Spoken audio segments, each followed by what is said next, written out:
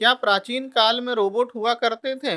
जैसा कि आज हम आधुनिक काल में देखते हैं कि रोबोट हुआ करते हैं और उसका इस्तेमाल दिन-प्रतिदिन बढ़ रहा है या आने वाला समय इसका और बढ़ेगा। जैसे आजकल चर्चा होती है कि रोबोट ऐसे बन रहे हैं कि कहीं सैनिकों की जगह रोबोट का उपयोग होगा या कहीं ऐसा देश है जहाँ पे मतलब रोबोट को ऐसे उपयोग करते हैं जैसे कोई कर्मचारी हो, है ना? और आने वाले समय में भी ये कहा जा रहा है कि इनका जो व्यवसाय है, बिज़नेस है, दिन-प्रतिदिन बढ़ते जाना है और तकनीकी क्षेत्र में और यहाँ तक कि मेडिकल क्षेत्र में भी रोबोट का अत्यधिक उपयोग हो रहा है।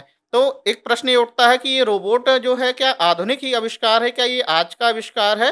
क्या प्राचीन काल में भी ऐसा होता था? क्या पौराणिक काल में कि रोबोट हुआ करते थे? तो देखिए ऐसा हम जब कोई पुराण पढ़ते हैं अलग-अलग प्रकार से तो कहीं-कहीं इनका वर्णन तो सुनने को मिलता है, पर हूबहू ऐसा नहीं कह सकते कि रोबोट हुआ करते थे। लेकिन रोबोट जैसा ऐसा वर्णन आता है जैसे उनको पढ़ने के बाद लगता है कि हाँ, रोबोट हुआ करते थे। क्योंकि जब हम एक प्रकार से जब हम शिव पुराण पढ़ते हैं, तो वहाँ पे एक कथा आती है भगवान शिव के विवाह के समय की।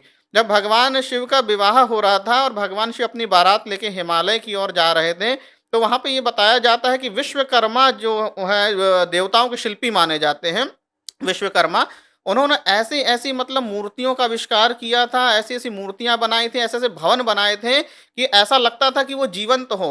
हम जब शिव पुराण पढ़ते हैं तो उसमें इस तरह से वर्णन आता है कि वो मूर्तियाँ देखने में ऐसा लगता था कि मानो कि वो जीवंत मूर्ति हो। उसको देखकर कोई ये नहीं कह सकता था कि यह निर्जीव मूर्ति है। उसको देखने से लगता था कि कोई सजीव व्यक्ति ही बैठा हो। उसमें वर्णन में इस तरह से दिया है कि कई मूर्तियाँ ऐसी थी कि वो नृत्य कर रही हैं, कई मूर्तियाँ ऐसी थी कि लगता था कि जैसे बात कर रही हैं, कई सैनिक वहाँ उसमें ऐसा डिस्क्रिप्शन पाया गया कि लिखा हुआ है कि ऐसे सैनिक बने हुए थे कि लगता था कि मानो कि वो अपने धनुष से बाण छोड़ने वाले हैं। मतलब कि इतने जीवंत कि देखने में लगता था कि ये कोई जीवित ही मनुष्य है।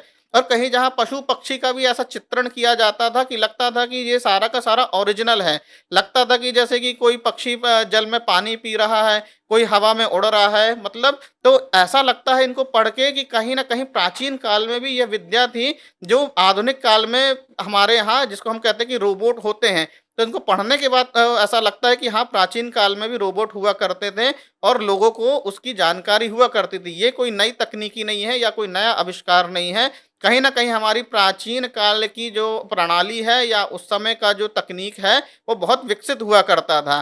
क्योंकि ये यदि कोई इमेजिनरी होता तो इस तरह का वर्णन का मतलब जो मिलना बड़ा मतलब कि ऐसा होता कि कोई इसे काल्पनिक रूप से लिख देता है। क्योंकि इस तरह के देखिए महाभारत में भी ऐसा एक वर्णन आता है कि जहाँ पे एक मय दानव ने इस तरह से बनाया था कि जहाँ पे मतलब कि भूमि भाग है जिसको स्थल कहते हैं तो देखने में ऐसा लगता था कि वहाँ जल ही जल भरा है और ऐसा भाग जहाँ पानी है वो पानी देखने में ऐसा लगता था कि वहाँ पे जमीन है।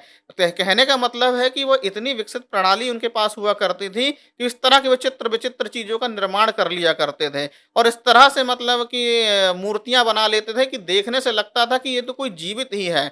जब लोग उन्हें बताते थे कि भाई ये कोई मतलब जीवित नहीं है, एक प्रकार से आर्टिफ़िशियल है, तब लगता था कि हाँ यार, ये तो कोई नकली चीज़ है। क्योंकि वो इस तरह से बनाते थे जैसे कोई आपस में बात कर रहा है या आपस में शस्त्र विद्या वगैरह सीख रहा है या किसी लड़ाई की तैयारी कर रहा है या कोई विद्यार्थी विद्या का अध्ययन कर रहा है, जैसे कोई गुरु मतलब अपने गुरुकुल में पढ़ा रहा है। इस तरह के मतलब तमाम तरह का मतलब वो बना लिया करते थे। तो जिस तरह से कहते हैं ना आज रोबोट बना लिया जाता है और रोबोट लगता है कि एकदम जीवंत है, हर काम कर रहा है, मेडिकल क्षेत्र में भी कार्य कर रहा है, कृषि कार्य में भी कार्य कर रहा है और आजकल कहते हैं कि भाई इनको सैनिक के बदले भी मतलब इसका इस्तेमाल होगा दिन-प्रतिदिन। तो कहने का मतलब ये है कि ये जो आविष्कार है, तो ये कोई आधुनिक आविष्कार नहीं लगते, हमें ऐसा लगता है कि हमारे प्राचीन काल में भी ऐसी विद्या हुआ करती थी।